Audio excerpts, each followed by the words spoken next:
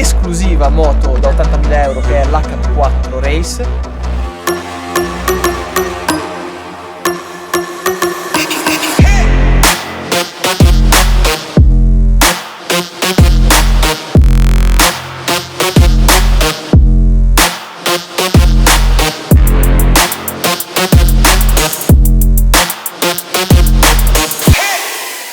Ciao a tutti ragazzi, benvenuti in questo nuovo video che aspettavate veramente da tantissimo tempo. O meglio, aspettavate la moto che è là alle mie spalle da tantissimo tempo, e anch'io, perché me l'hanno fatta sudare in un modo allucinante. Ma finalmente la federazione ci ha dato l'ok per utilizzarla nella prossima gara e ci saranno delle comunque info aggiuntive a fine video che vi darò, e soprattutto sono riuscito a utilizzarla per la prima volta approfonditamente, lavorandoci e capendo i pregi e i difetti in un pistone come il Mugello, che tira veramente fuori quello che bisogna sentire da una moto. Senza indugiare oltre, vi presento la bomba HP4 Race BMW.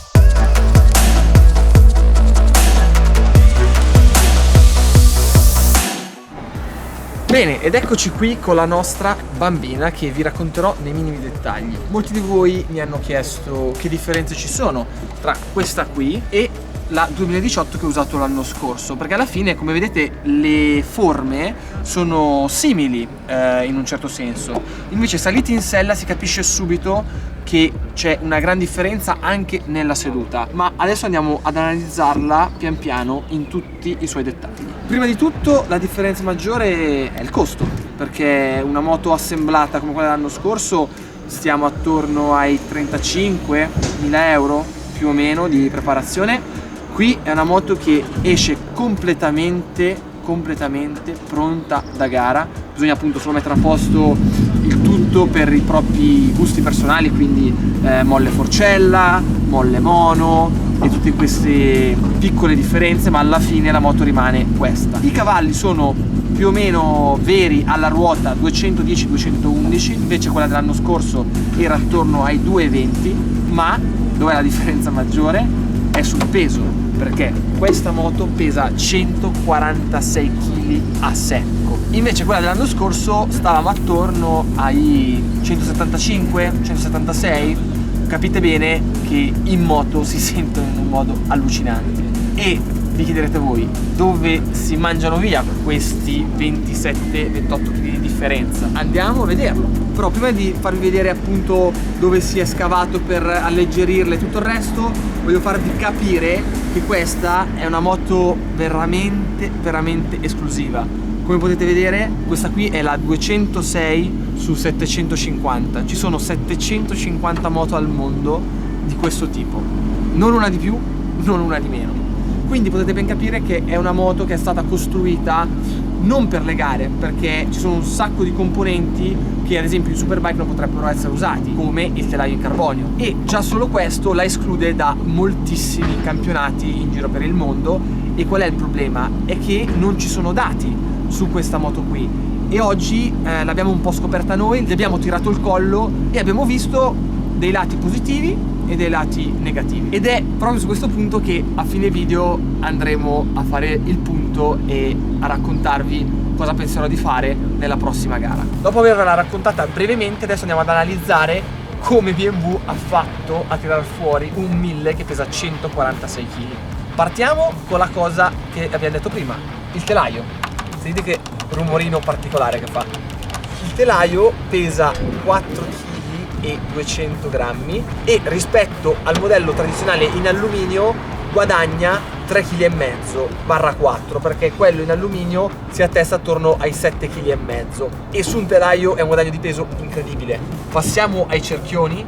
I cerchioni sono anche quelli completamente in carbonio e, come i più tecnici sapranno, la differenza di peso sui cerchioni si avverte molto di più rispetto a quella del telaio, perché non è statico e quindi i cerchioni, essendo in movimento, più sono leggeri e più si avverte questa facilità nella guida e questa leggerezza negli scambi, molto di più appunto che nel telaio. Continuiamo questo discorso della leggerezza facendo vedere questa opera d'arte di codino che ha fatto BMW. Cos'ha di speciale rispetto al modello 2018 classico?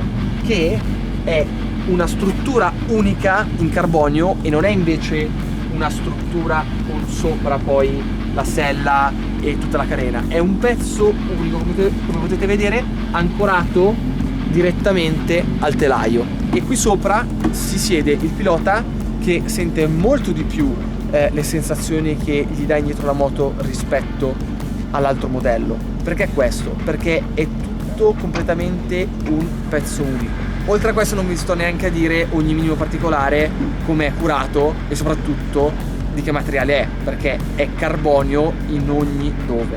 E altra cosa che fa la differenza, abbiamo un impianto di scarico 4 in 1 a Krapovic completamente in titanio. Dopo il discorso leggerezza andiamo a vedere nella tecnica che peculiarità ha questa moto.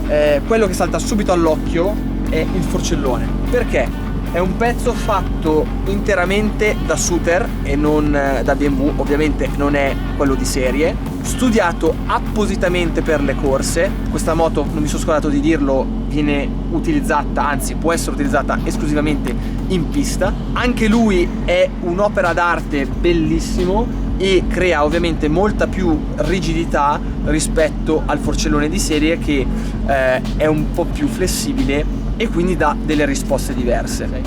Reparto sospensioni, Öhlins classico TTX al posteriore, invece all'anteriore abbiamo una forcella da Superbike Öhlins FGR, ovviamente pressurizzata, regolabile veramente in qualsiasi cosa, ma è anche inutile dirlo. Anche l'impianto frenante è un qualcosa di incredibile, è completamente quello Superbike di qualche anno fa. È incredibile solo con un dito la potenza che si può imprimere sulle pastiglie, e di conseguenza ci si ferma veramente in meno tempo rispetto all'impianto tradizionale, e soprattutto bisogna fare meno forza e questo stanca molto meno il braccio.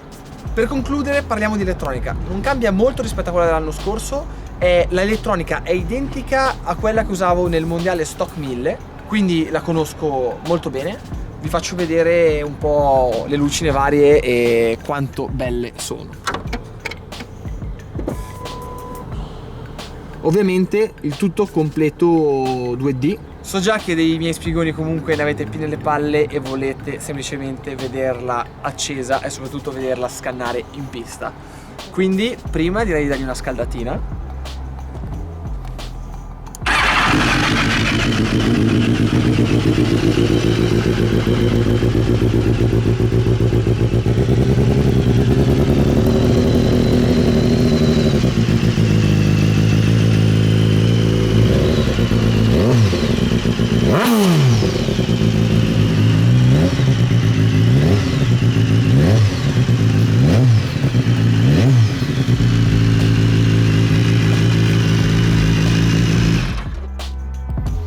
E adesso andiamo in pista.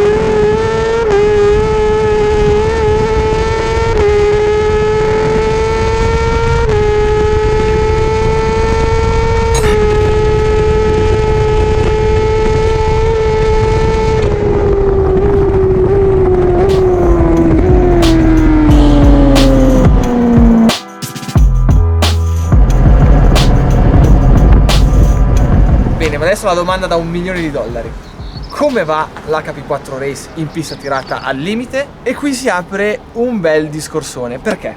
Perché è una moto incredibile, ha degli scambi di direzione che sono di una velocità veramente da non crederci, ma allo stesso tempo è un qualcosa di così esclusivo e di così limitato che, non avendo dati, bisognerebbe avere almeno 10 giornate dove si lavora, dove si provano 1000 soluzioni diverse, si allunga, si accorcia, si abbassa, si alza e tutto il resto, e si trova la migliore soluzione. Io appunto oggi ho trovato un sacco di lati positivi e qualche lato negativo, che è appunto un pelo l'estrema rigidità, cosa che si va a mettere a posto con tutta la mega possibilità di cambi di regolazioni che si ha, ma avendo un tempo veramente limitato, dato che appunto questa moto ci è arrivata poco tempo fa e soprattutto la possibilità di utilizzarla in pista è arrivata 3 giorni fa, sinceramente non penso di andarla a utilizzare nella prossima gara, perché è troppo un'incognita e non abbiamo dati per essere sicuri di essere competitivi. E dato che il nostro campionato, quello principale ovviamente che faccio, dura solo 6 gare, fare un passo falso è distruttivo. Quindi è stato un grandissimo piacere utilizzare questa moto, che è una cosa, ripeto, ultra esclusiva, ma non la utilizzerò nella prossima gara e andremo ad utilizzare la 2018, che di sicuro non sbagliamo nulla. Potremo iniziare a lavorare bene dal giovedì, la metteremo a posto bene e saremo veramente competitivi, cosa che nell'ultima gara, come avete visto, non è stato possibile per tutti i casini che sono successi. Quindi appunto non voglio andarmi a impelagarmi su cose particolari, anche perché dalla terza gara ci sarà molto probabilmente la 2019 che andremo a sviluppare e a utilizzare subito. Quindi sarebbe un adattarsi a una cosa per poi riandare ad adattarsi a un'altra cosa, e non ha molto senso. E appunto la vostra curiosità sarà anche: ma quanto hai girato? Fate che moto presa così, con 4 turni,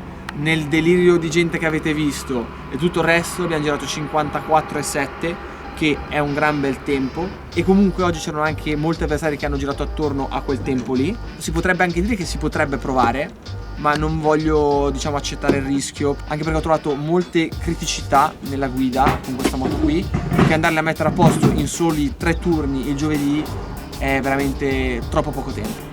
Quindi andremo di 2018, che di sicuro ci darà molte soddisfazioni se messa a puntino, e poi da Imola, come detto, useremo la 2019, che i pezzi stanno man mano arrivando e secondo me ha molto potenziale. Quindi spero di avervi tolto tutti i dubbi su questa mega moto e soprattutto esclusiva moto da 80.000 euro, che è l'HP4 Race. Quindi mi raccomando, tutti qui il 27 e 28 aprile per il round 2 del CIV, e vi do un altro scoop: sarò presente anche in Coppa Italia la settimana dopo, sempre qui al Mugello, per provare a fare una garetta con lei, dove appunto non ci sarà la pressione del campionato, ma farò una semplicissima wild card. E quindi, se vorrete vederla in competizione con gli altri, venite la settimana dopo il CIV, il 4 e 5 maggio. Come al solito iscrivetevi al canale se lo siete già, attivate la campanellina. Tutti i miei altri social sono in descrizione. Gas, e ci vediamo al prossimo video.